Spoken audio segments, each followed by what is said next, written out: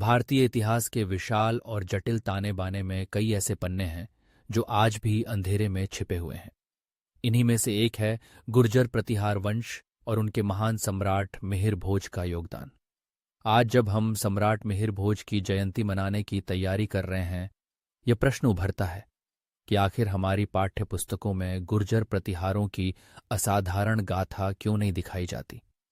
क्यों हमारे विद्यार्थी इस गौरवशाली काल से अनभिज्ञ हैं, जब अरब आक्रमणकारियों के आक्रोश के सामने यही राजवंश भारतीय सीमाओं की रक्षा के लिए एक अटल दीवार बनकर खड़ा रहा।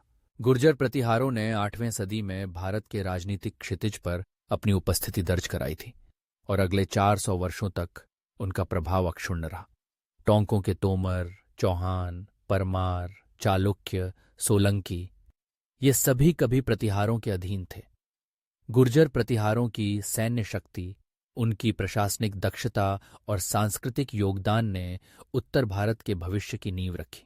अक्सर इतिहास को लेकर भ्रम फैलाया गया कि गुर्जर विदेशी थे, परंतु ऐतिहासिक शोध और शास्त्रों पुराणों के प्रमाण स्पष्ट करते हैं कि गुर्जर शुद्ध भारतीय क्षत्रिय थे।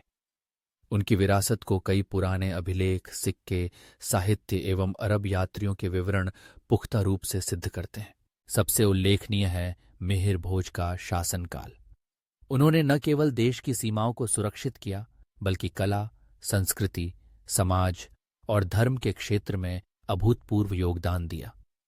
ग्वालियर का चतुर्भुज मंदिर, बटेश्वर और नरेसर के मंदिरों की स्थापत्य भव्यता, इनकी नीतियों में महिलाओं को मिला सम्मान और समरसता से भरा समाज, सब मिहिर भोज के कुशल नेतृत्व की गवाही देते हैं।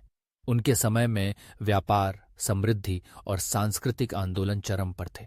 गुर्जर प्रतिहारों की अनदेखी से हमारी राष्ट्रीय चेतना कमजोर होती है।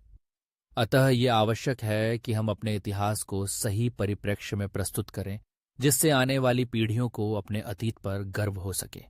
सम्राट मिहिर भोज और गुर्जर प्रतिहारों के योगदान को याद करना सच्ची शिक्षा और राष्ट्रीय जागरण का प्रथम कदम है।